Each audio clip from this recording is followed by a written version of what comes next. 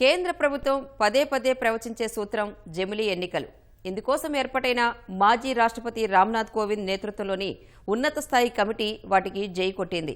ఇందుకు సంబంధించిన నివేదికను రాష్ట్రపతి ద్రౌపది ముర్ముకు అందజేసింది. పలు కీలక అంశాలను సిఫార్సు చేసింది. మరి ఇప్పుడు ఏం కానుంది? జమిలీ ఎన్నికల నిర్వహణకు మిగిలి ఉన్న ప్రక్రియ ఏంటి? ప్రక్రియ పూర్తయితే ఎన్నికలను ఎలా నిర్వహిస్తారు? జమిలీ ఎన్నికలను ఎప్పటి నుంచి నిర్వహిస్తారు? ఎన్నికలను కలిపి నిర్వహిస్తే లాభమా నష్టమా?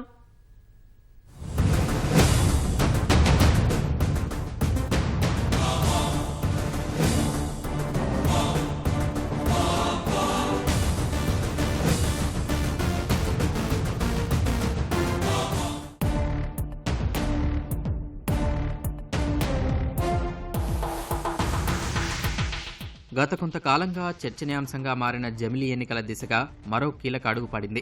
జమిలీ ఎన్నికల నిర్వహణ కోసం ఏర్పాటైన మాజీ రాష్ట్రపతి రామ్నాథ్ కోవింద్ నేతృత్వంలోని కమిటీ ఇందుకు సమ్మతించింది. వివిధ వర్గాలను సంప్రదించి ఏకగ్రీవంగా తీసుకున్న నిర్ణయానికి సంబంధించి రాష్ట్రపతి ద్రౌపది ముర్ముకు గురువారం తన నివేదికను అందజేసింది. కమిటీ 18,000 పేజీలతో నివేదిక రూపొందించగా 300 పేజీల నివేదికను బహిరంగపరిచింది. కమిటీ తన నివేదికలో పలు కీలక అంశాలను సిఫార్సు చేసింది. ఈ మేరకు తొలి దశలో లోక్సభ, శాసనసభలకు కలిపి ఎన్నికలను నిర్వహించాలని, ఆ తర్వాత రెండో దశలో మున్సిపాలిటీలు, గ్రామ పంచాయతీ ఎన్నికలను జత చేయాలని కోవింద్ కమిటీ పేర్కొంది. ఇందుకోసం దేశవ్యాప్తంగా ఒకే ఓటరు జాబితాను తయారు చేయాలని సూచించింది. అయితే జమిలీ ఎన్నికలను ఎప్పటి నుంచి నిర్వహించాలనే అంశాన్ని కమిటీ వివరించలేదు.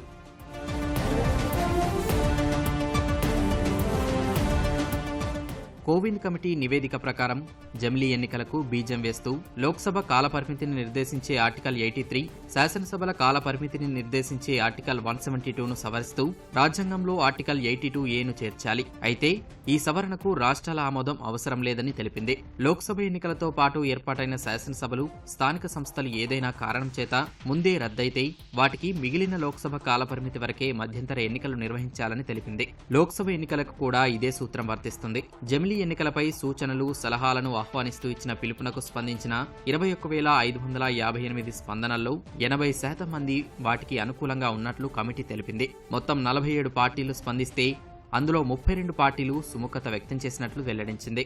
తెలుగు రాష్ట్రాల నుంచి వైకాపా, తెలుగుదేశం, భారస స్పందించలేదని తెలిపింది. జమిలీ ఎన్నికలను మజ్లిస్ వ్యతిరేకించినట్లు తెలిపింది. ఒకేసారి ఎలక్షన్స్ పెడితే ఎక్స్పెండిచర్ ఆఫ్ ఎలక్షన్స్ అనేది తగ్గించేయొచ్చు. అలాగే ఈ ఎలక్టోరల్లో ఎక్స్పెండిచర్ ఏదైతే బాగా అత్యధికంగా ఖర్చు పెడతారో అలాంటి వాటినన్నీ కొంచెం మినిమైజ్ చేయొచ్చు. అలాగే అందరికీ ఒకేసారి ఎలక్షన్స్ జరిగితే కనుక ఈ క్రాస్ ఓటింగ్ కావచ్చు, లేకపోతే ఫేక్ ఓటింగ్ కావచ్చు, ఇలాంటివన్నిటిని మినిమైజ్ చేయొచ్చు అనే ఐడియలిస్టిక్ ఫ్యాక్టర్స్ ఉన్నా కూడా ఇందులో ప్రాక్టికల్గా వచ్చేసరికి చాలా హడ్డిల్స్ ఉన్నాయి.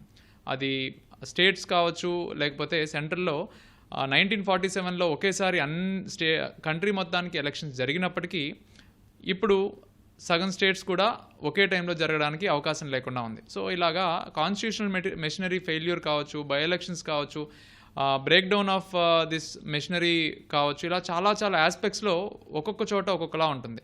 ఇది నేషనల్ లెవెల్లో కొంత ఇంపార్టెన్స్ ఉన్నా కూడా ప్రాక్టికాలిటీలో we have to see till 2029 elections వరకు మనం వేచి చూడాల్సింది. జమిలీ ఎన్నికలకు సంబంధించి ఇంకా అనేక కీలక సిఫార్సులు చేసింది రామ్నాథ్ కోవింద్ కమిటీ. లోక్సభ, శాసనసభ ఎన్నికలతో పాటే మున్సిపాలిటీలు, గ్రామ పంచాయతీలకు ఎన్నికలు నిర్వహించేందుకు వీలుగా ఆర్టికల్ 324A చేర్చాలి. దానివల్ల ఆర్టికల్ 243E, 243Uలతో సంబంధం లేకుండా వాటికి ఎన్నికలు నిర్వహించేందుకు వీలు కలుగుతుంది. ఒకవేళ వాటి కాలపరిమితి 5 ఏళ్లలోపే ముగిస్తే మధ్యంతర ఎన్నికలు నిర్వహించి మిగిలిన కాలపరిమితి వచ్చే సాధారణ ఎన్నికల వరకే ఉండేలా నిర్దేశించాలి. తొలి దశలో లోక్సభ, శాసనసభలకు ఎన్నికలు నిర్వహించాలి. రెండో దశలో మున్సిపాలిటీలు, గ్రామ పంచాయతీలను లోక్సభ, అసెంబ్లీ ఎన్నికలతో జత చేయాలి. అందుకోసం లోక్సభ, శాసనసభ ఎన్నికలు ముగిసిన 100 రోజుల్లోపు మున్సిపాలిటీలు, పంచాయతీల ఎన్నికలు నిర్వహించాలి. సాధారణంగా ప్రధాన ఎన్నికల కమిషనర్ నుంచి జాబితా తీసుకొని రాష్ట్ర ఎన్నికల సంఘాలు ఓటర్ల జాబితాలు రూపొందిస్తూ ఉంటాయి. కొన్ని చోట్ల రాష్ట్ర ఎన్నికల సంఘాలే వాటిని తయారు చేస్తుంటాయి. దీనివల్ల ఒకే పనిని 2 సార్లు చేసినట్లు అవుతోంది. దీన్ని సరిదిద్దడానికి 3 అంచెల వ్యవస్థ కోసం ఒకే ఓటర్ల జాబితా తయారు చేసి కేంద్ర, రాష్ట్ర ఎన్నికల సంఘాల పనిని తగ్గించాలి. ఇందుకోసం ఆర్టికల్ 325ని సవరించాలి. సో అపోజిషన్ని తీసుకొని అభ్యంతరాలు వ్యక్తం చేయడం జరిగింది. ఏమి అభ్యంతరాలు చెప్తున్నారు అంటే, ఈ మధ్యలో ఒకవేళ ఏ గవర్నమెంట్ అయినా పడిపోయినా సో అప్పుడు ఏం చేస్తారు, దాని నుంచి వచ్చే రిపర్కషన్స్ ఎలా తట్టుకుంటారని అడిగారు అనమాట. సో దానికి వీళ్ళు ఇచ్చిన సమాధానం ఏంటంటే, రికమెండేషన్ ఏం చేశారంటే, హాఫ్ ఆఫ్ ది స్టేట్స్కి ఈ పార్లమెంట్తో సహా పెట్టండి, 2.5 ఏళ్ల తర్వాత మిగిలిన స్టేట్స్కి పెట్టండి ఎలక్షన్ అనేది రికమెండేషన్ ఇచ్చారనమాట. దాంతోపాటు ఏంటి, నో కాన్ఫిడెన్స్ మోషన్ పెట్టేటప్పుడు, ఏదైతే కూలిపోవాల్సిన గవర్నమెంట్ వచ్చినప్పుడు నో కాన్ఫిడెన్స్ మోషన్ పెడతారు, అవి పెట్టేటప్పుడు దాంతోపాటు కాన్ఫిడెన్స్ మోషన్ కూడా పెట్టండి, సో దట్ నెక్స్ట్ ఏ గవర్నమెంట్ ఫామ్ అవ్వచ్చు అనేది వాళ్ళకు ముందుగానే తెలుస్తుంది. ఈ మోడల్ అనేది జర్మనీలో ఫాలో అవుతారనమాట. జర్మనీలో స్టేట్ ఛాన్సలర్ని ఎన్నుకునే ముందు, సో ఆయనకి నో కాన్ఫిడెన్స్ ముందు ఇంట్రడ్యూస్ చేసే ముందు ఇంకొక ఆయన ముందే ఎలక్ట్ చేసుకుంటారనమాట. ఆ మోడల్ ఫాలో అవ్వమని చెప్పిందనమాట. సో అందుకని ఇప్పుడు గవర్నమెంట్స్ కూడా ఆలోచిస్తున్నాయి, ఓకే ఈ మోడల్ ఫాలో అయితే ఎలా ఉంటుంది అనేది ఆలోచిస్తున్నాయి అన్నమాట. జమిలీ ఎన్నికల నిర్వహణకు ఎన్ని ఈవీఎంలు, వీవీప్యాట్లు, సిబ్బంది, భద్రతా బలగాలు, సామాగ్రి అవసరం ఉంటుందో కేంద్ర ఎన్నికల సంఘం వివరించిందని రామ్నాథ్ కోవింద్ కమిటీ తెలిపింది. అందుకయ్యే ఖర్చు అంచనాలను సమర్పించినట్లు వెల్లడించింది. జమిలీ ఎన్నికలపై తీసుకునే నిర్ణయాన్ని బట్టి ఈ అంచనాలను సవరించాల్సి ఉంటుంది. ఇందుకు అనువైన ప్రణాళిక తయారు చేయడానికి కేంద్ర, రాష్ట్ర ఎన్నికల సంఘాలు కసరత్తు చేయాల్సిన అవసరం ఉందని కమిటీ తెలిపింది. ఈ సందర్భంగా తాము సేకరించిన అభిప్రాయాలను కమిటీ వెల్లడించింది. తరచూ జరిగే ఎన్నికలు ఎంత శాపంగా మారాయో రాజకీయ పార్టీలు, నాయకులు, విద్యావేత్తలు, ప్రభుత్వాలు, ఓటర్లు వివరించాయని తెలిపింది. సామాజిక, ఆర్థిక, రాజకీయ స్థిరత్వం, అభివృద్ధికి జమిలీ ఎన్నికలు ఎంత ముఖ్యమో కొన్ని దేశాలు గుర్తించాయని వెల్లడించింది. ప్రభుత్వంలోని వేర్వేరు దశలకు ప్రత్యేకంగా ఎన్నికలు నిర్వహించే విధానానికి అవి ప్రత్యేకంగా చట్టాలు తయారు చేసుకున్నాయని గుర్తు చేసింది. అందులోని సానుకూల అంశాలను ప్రస్తుత భారత రాజకీయ వ్యవస్థకు అనుగుణంగా అమలు చేయడంపై జాగ్రత్తగా అధ్యయనం చేసినట్లు కమిటీ తెలిపింది. జమిలీ ఎన్నికలు పెట్టాలనే ప్రయత్నం ప్రభుత్వం చేస్తుంది, కేంద్ర ప్రభుత్వం. అది చాలా మంచి పరిణామం. ఎందుకంటే ప్రజాస్వామ్య దేశంలో ప్రజలే ముఖ్యులు కాబట్టి ప్రజలకి అనేక రకాలైన సౌకర్యాలు దీనివల్ల జరుగుతాయి. ఎందుకంటే ఎన్నికలు ఒకేసారి దేశం అంతా, రాష్ట్రాల్లో కానీ కేంద్రంలో కానీ ఒకేసారి జరిగితే దానివల్ల ఎంతో డబ్బు ఆదా అవుతుంది. తరువాత టైము చాలా కలిసి వస్తుంది. ఉద్యోగస్తులకి అనేక సార్లు ఎలక్షన్లు కండక్ట్ చేయవలసిన అవసరం ఉండదు, వాళ్ళకి శ్రమ తగ్గుతుంది. ఉద్యోగస్తులు కానీ ఈ ఎలక్షన్స్లో పార్టిసిపేట్ చేయకుండా ఉండేటట్టయితే వాళ్ళ తాలూకా సర్వీసెస్ ప్రజలకి చాలా అందుబాటులో ఉంటాయి. అంచేత జమిలీ ఎన్నికలు అన్ని రకాలుగా ప్రజలకి లాభదాయకం. జమిలీ ఎన్నికల కోసం గత ఏడాది సెప్టెంబర్లో రామ్నాథ్ కోవింద్ నేతృత్వంలో కమిటీ ఏర్పాటు కాగా అది 191 రోజులు పనిచేసింది. సుప్రీంకోర్టు, హైకోర్టుల మాజీ ప్రధాన న్యాయమూర్తులు, మాజీ ప్రధాన ఎన్నికల కమిషనర్లు, రాష్ట్ర ఎన్నికల కమిషనర్లను వ్యక్తిగతంగా ఆహ్వానించి సంభాషించింది. లా కమిషన్ కేంద్ర ఎన్నికల సంఘాలతోనూ చర్చించింది. దేశ పౌరుల నుంచి సలహాలు, సూచనలను ఆహ్వానిస్తూ బహిరంగ ప్రకటనలు విడుదల చేసింది. Bar Council of India, CII, FICCI, ASSOCHAM లాంటి సంస్థలకు అభిప్రాయం చెప్పే అవకాశం కల్పించింది. ప్రముఖ ఆర్థికవేత్తలతోనూ చర్చించినట్లు కోవింద్ కమిటీ తెలిపింది. జమిలీ ఎన్నికలపై 47 రాజకీయ పార్టీలు స్పందించగా అందులో 15 పార్టీలు మినహా 32 పార్టీలు సుముఖత వ్యక్తం చేసినట్లు వెల్లడించింది. వనరులను ఆదా చేయడానికి, సామాజిక శాంతిని కాపాడడానికి, ఆర్థిక వృద్ధికి ఊతమివ్వడానికి ఈ విధానాన్ని తప్పనిసరిగా అమలు చేయాలని కోరినట్లు కమిటీ తెలిపింది.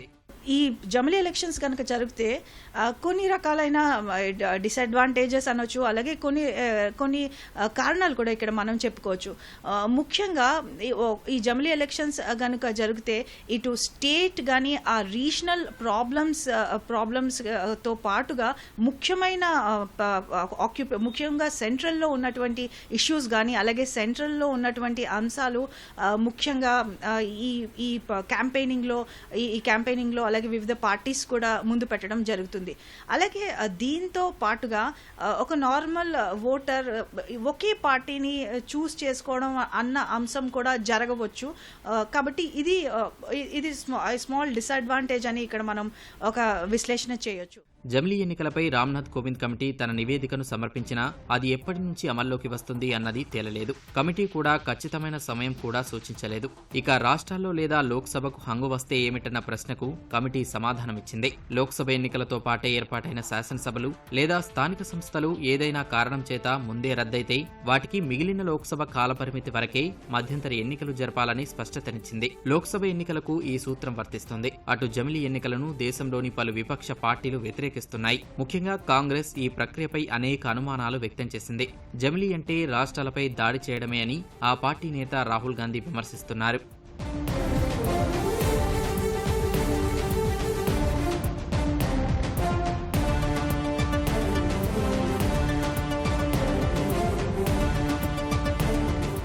జమిలీ ఎన్నికలపై ప్రధాని నరేంద్ర మోదీ చాలా పట్టుదలగా ఉన్నారు. ప్రతి ఏడాది ఏదో ఒక రాష్ట్రంలో ఎన్నికలు జరుగుతూనే ఉంటాయని, అందువల్ల కేంద్ర ప్రభుత్వం ముఖ్యమైన నిర్ణయాలు తీసుకోవడానికి వెనుకాడే పరిస్థితి వస్తుందని భాజపా వాదన.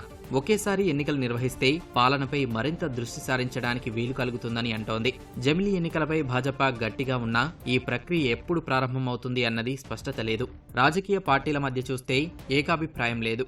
రాష్ట్ర ప్రభుత్వాలు, పార్టీల సహకారం లేకుండా కేంద్రం దీనిపై ఎలా ముందుకు వెళ్తుంది అన్నది ఆసక్తిగా మారింది. అయితే 2029 లోక్సభ ఎన్నికలతో పాటు అన్ని రాష్ట్రాల శాసనసభ ఎన్నికలు నిర్వహించాలని లా కమిషన్ సిఫార్సు చేయనున్నట్లు సమాచారం. మరి ఈ సిఫార్సుల ప్రకారమే జరుగుతాయా? ఒకవేళ అలాగే ముందుకు వెళితే రాజకీయ పార్టీలు, రాష్ట్రాల సహకారం లేకుండా ఎలా సాధ్యమన్నది రాబోయే రోజుల్లో తేలనుంది.